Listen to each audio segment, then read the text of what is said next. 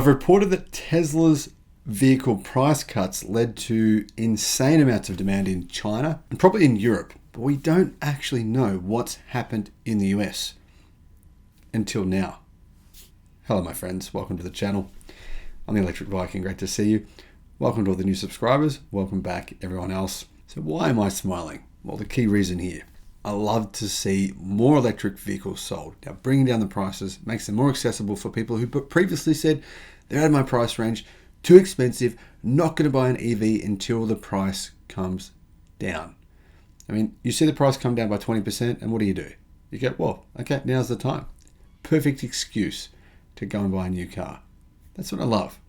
Because ultimately, I don't believe Tesla is really taking that many sales away from its electric vehicle competitors. Now, some sales, yes, but not really that many. Because think about this, 10% of all cars worldwide last year were electric, 90% were gas. So there's probably a 9 out of 10 chance that they're taking away gasoline vehicle sales. Now, maybe not 9 out of 10, but it wouldn't be that far off it.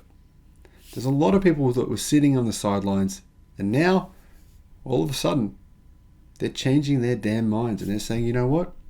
Gas be gone with you. Gas be dead. Gas, you suck. Seriously. Demand for Tesla vehicles in the US has skyrocketed. And we actually have the data now proving this to be the case. Shoppers are flocking to automobile websites right now to research Tesla's vehicles. That will fuel greater sales and growing market share, analysts have said. And I'm talking many analysts are saying this is happening. On-site shopper consideration of Tesla vehicle pages on Edmunds jumped to 4% of all research brands compared to 1.8% the week prior. Said Edmunds, the Tesla Model Y became the second most researched vehicle on Edmunds, behind the Honda CR-V, up from 70th place. So Tesla Model Y goes from 70th place to second place. That's insane. That's ludicrous mode. Come on. That's ludicrous. Yeah, all right. That was a bit weird, but you see my point, right? That's just absolutely crazy. 70th to second. Now, what's even more crazy is the first place. Who is researching the Honda CR-V? That's a box of junk. Why would you buy that mediocre vehicle? Come on. Come on, Americans. What the heck? A Honda CR-V. Now, I can understand. There's a few gas cars that I think are decent. That's not one of them. Anyway, as part of Tesla's surprise price reductions last week, the base Model Y crossover saw a $13,000 price drop to $54,630, including $1,400 for shipping and a $250 order fee. The cut put the Model Y below the $55,000 price cap for a new EV tax credit of up to $7,500, meaning you can get one of those models for around $46,000. The compact Model Y with optional 3-row seating is eligible for the credit under the $80,000 cap, according to an Inflation Reduction Act rules that qualify the 3-row version of its SUV and the base 2-row version as a car because it's lighter. It doesn't make any sense. And if you're confused about what I'm talking about, I'll explain it very quickly. If you want to get the Tesla Model Y that has 7 seats in it, it qualifies as an SUV. So therefore, the cap on getting the incentive of $7,500 is $80,000, right?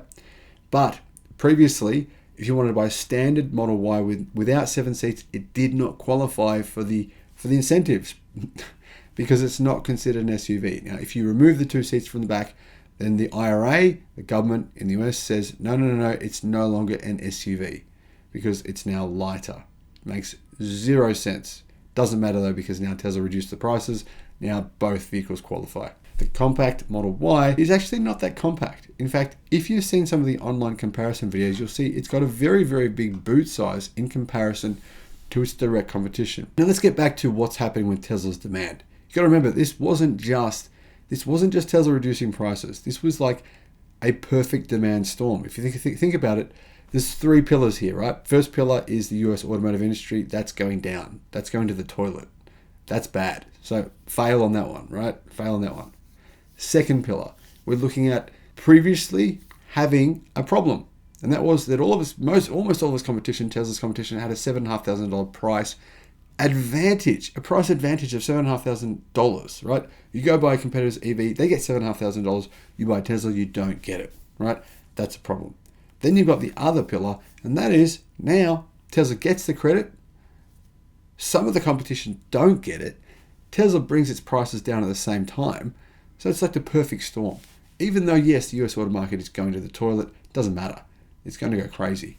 Until this year, Teslas did not qualify for the tax credit because they had exhausted their quota of 200,000 vehicles under the previous version of the federal incentive, which was the dumbest incentive in history considering it penalized early adopters who were doing the right thing. Anyhow, last year's Inflation Reduction Act brought back the credit for both Tesla and General Motors, which had also hit its quota while imposing a new set of rules on local content. Interesting, isn't it, that Toyota hadn't yet met its quota, or Honda, or any Japanese automaker for that matter. Now, with the potential savings of $20,500, including the credit on a Model Y, the best-selling EV in the US and globally, Tesla will win over shoppers who had been considering other EV brands, say analysts and Edmunds and a bunch of experts. But you don't have to be an expert to figure this out. I'm sorry, but it's pretty damn obvious what's happening now. Consumers have grown accustomed to price hikes from Tesla. That's true. All Tesla have been doing is upping the price over and over and over because the demand was so crazy. I mean, people are selling them secondhand for just insane prices, more than the new price. I reported on that numerous times. People paying more than the new price, which was just a ludicrous amount of money to begin with, and now everything's changed. People are really having a cry about this, especially in China where scalpers had been buying like lots. That's what their entire business was set up on. Scalpers were just buying Teslas, storing them in a car park or wherever they can store them, and then selling them. That was their entire business model. Now those guys don't have a job anymore and they've lost a bunch of money. So I say suffer. That's great. Now consumers have grown accustomed to price hikes from Tesla and the expectation to pay above MSRP quite a long time. So a discount this generous or easy to comprehend was understandably welcomed by car shoppers, said Jessica Caldwell from Edmunds, Executive Director of Insights. These price cuts, as well as inventory on the ground, will win Tesla market share and help consumers overlook the brand's aging lineup. And this is what I think was going to happen. If you think about it, if Tesla has the second most researched car in America and previously it was the 70th most researched, clearly they are going to take away sales from who? I think they're going to take away sales from, well, what we've seen evidence for. Customers have said they previously bought Toyotas and Hondas. They were the two biggest selling cars. BMW was third. So they're taking away sales from BMW, obviously. I mean, look at Tesla's sales in the US, look at BMW's sales in the US. Tesla just leapfrogged them, sells way more cars in the US now than BMW. Plus, like I said, customers said they were buying Toyotas and Hondas previously, now they're getting Teslas. Some possible Tesla competitors, such as the Hyundai Ioniq 5 and the Kia EV6, lost their tax credit this year under the Inflation Reduction Act, which excludes vehicles made outside North America. But it seems like the Korean government is successfully lobbying the US government, and that may be reversed. Tesla also cut prices for its Model 3, which is the company's least expensive vehicle. Unlike the relatively loaded Model Y, the Model 3 can be purchased without all-wheel drive and with a smaller battery. The base Model Y is a long-range model with all-wheel drive, while the base Model 3 is a standard range model with rear-wheel drive. So it's very affordable.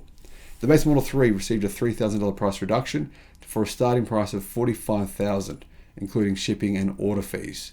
However, of course, if you discount that $7,500, it becomes a lot less. The Model 3 Performance with a bigger battery and all-wheel drive received a $9,000 discount to $55,000 US. I think that makes it one of the best value performance cars in the history. And you're probably thinking it's not a performance car, but I'm sorry, I don't agree with that, because if you can put it on a racetrack and it's proven to beat a BMW M2, then yeah, sure, it's not a race car, but it most certainly qualifies as a performance car. So because shipping charges are not included in the price cap to get the incentive, you can actually get the price discount of $7,500 for both the Model 3 Performance and the standard range Model 3. So what's happened with the Model 3 is the same, well, not same thing as the Tesla Model Y, but similar.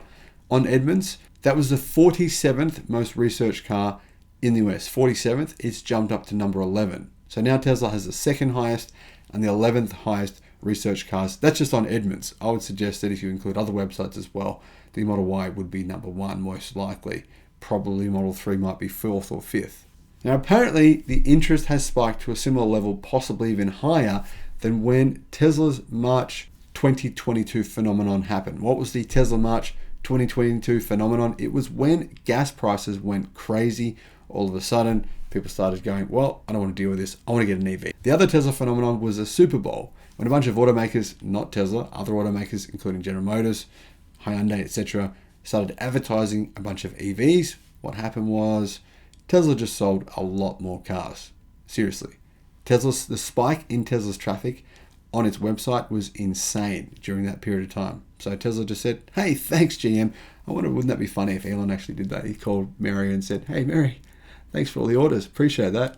By the way, how's production going? That was at a time in which GM were producing very few cars, right? Their factory for the Bolt and the Bolt EUV was shut down. It was shut down for 8 months. And they were still paying staff 80% of normal wages for 8 months. That must have really hurt them. Well, it did. In fact, it cost them about $1.5 billion, aside from those staff costs as well. However, Tesla hasn't just cut the prices of the Model 3 and the Model Y. It's cut prices significantly of the Model S and the Model X. The Model S is down $10,000 for a starting price of $97,000. That includes shipping and delivery fees and order fees. The Model X midsize crossover received an $11,000 price cut for a starting price of $111,000. However, none of those cars qualify for the incentives because they're above the $80,000 cap. And of course, the Model S would have to be under the $55,000 cap, so they're nowhere near. The tough thing for other automakers in the US is that Tesla already had the majority of the share. I think it had nearly 70% of electric vehicle market share in the US in 2022. Now, that more than likely, as a result of these changes, will increase, if anything. The media is saying, no, it's just going down, it's going down. Tesla sales are in trouble in the US. Well, I think if you look at this data and you look at the facts, not the case at all. While it is true that Tesla's US EV share fell to 64% in the 11th month period from 70% a year earlier, its overall new vehicle registrations increased to 431,740, up from 303,000 as the EV market rapidly expanded last year. So it's not a zero-sum game, right? 300,000 up to 431,000. The media says that's bad, but actually the price cuts also spurred search results on Edmunds to current Tesla owners trying to figure out how much their used vehicles have dropped in value since cuts and new prices depress residual value for used vehicles. Now, obviously, these Tesla owners also did benefit from the fact that Tesla kept raising prices after they bought their cars. So most owners have experienced that situation. However, appraisals jumped as current Tesla owners sought real-time updates on the effect the cuts have on the value of their vehicles, said Edmunds.